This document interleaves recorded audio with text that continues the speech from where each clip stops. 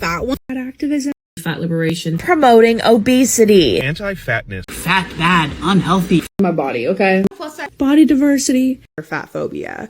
Fat acceptance. How fat do you need to get to start feeling shame before you make a change?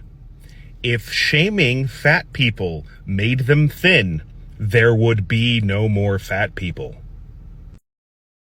But wait, that's not what he said.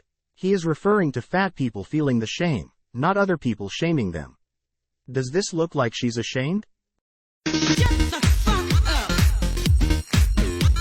Shut the fuck up. Shut the fuck up. Shut the fuck up.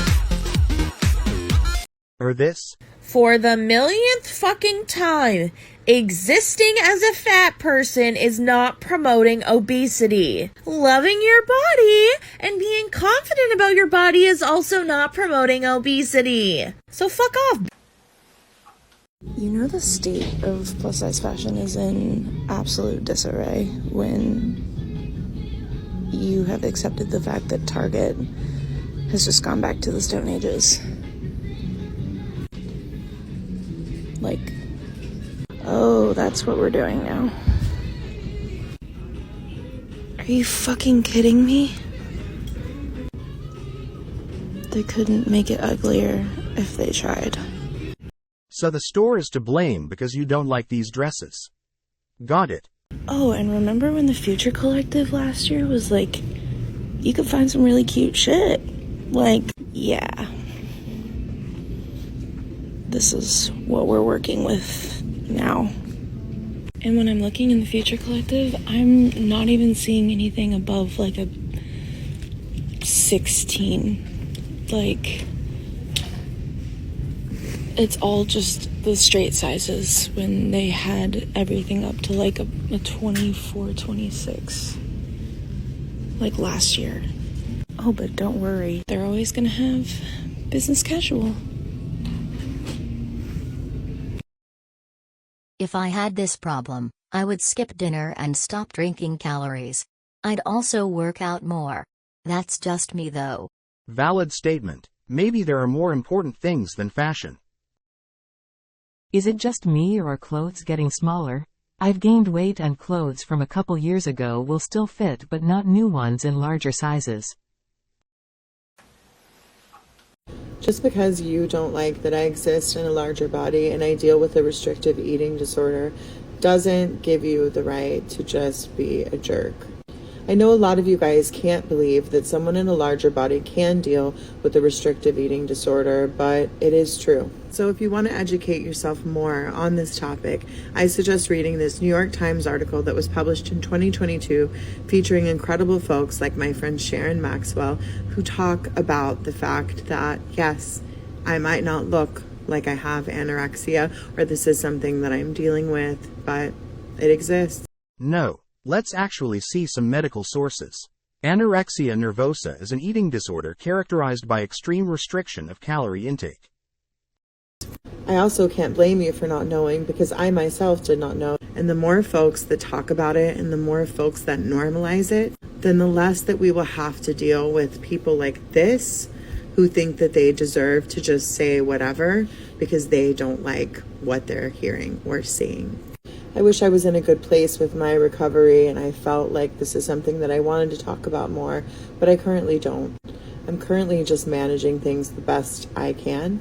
And if you don't like what I'm saying or how I talk about my lived experiences, then there are a million other people that you could follow, bully, harass, whatever. I gained a lot of weight because I wouldn't eat, and when I did, my body stored everything because my body was in survival mode. Never knew until a doctor educated me.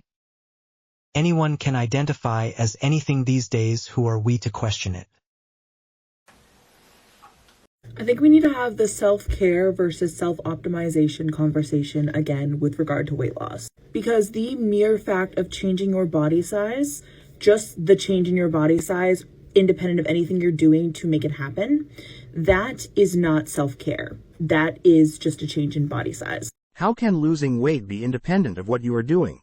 Doesn't weight loss require fewer calories? Eating less? Moving more? Or are we talking about some exceptions? Can certain habits be self-care and lead to a change in body size? Absolutely. But that's not always the reason for the change, and therefore the change is not inherently self-care itself. Is taking care of your body, like in terms of exercise, putting good things into it that make you feel better and that help your health, are those things self-care? Sure. But is making your body look this certain way, whether or not it's as a result of those things, inherently self-care? It's not. It's really not. But it is self-optimization. Why so much mental gymnastics and semantic play? And I think we are conflating those two things a lot lately, because I am absolutely pro healthy habits. I don't think it's a mandatory for someone to be respected that they have to practice that. But like, yes, by all means do it. Take care of your health. Yes. However, conflating those things with a body size is very, very dangerous. And I thought we'd had this conversation before, but listen, people get congratulated on their eating disorders, on their cancer, on their divorce, their depression, whatever it may be, if it makes them look more conventionally attractive. And they get punished for any positive things that make them gain weight, like recovery, for example. And more, I'm seeing self-care conflated with a specific body size. That is not true. Not all fat people aren't taking care of themselves. And in fact, not engaging in excessive exercise or dieting might be its own form of self-care. But overeating is self-abuse for sure. But I don't think y'all are ready for that one. Anyway, if you believe that in order to love yourself, you have to lose weight, or that weight loss is a result of loving yourself inherently, take a second and think, is that self-care or is it self-optimization? Because there's a huge difference. One is about inner feelings, one is genuinely about your health, mental and physical, and one is about conforming to a standard so that you look optimal. But you should also consider the starting weight. For you, any weight loss is self-care. In my case, if I don't eat that much sugar or consume junk food, my skin would be flawless and my body would be thinner. So for the normal people, the good behaviors lead to good shaped body. Isn't having that less 20 kilograms, 50 pounds of pretty useless tissue on your joints by itself taking care of your body? Not just the behaviors I did to get there?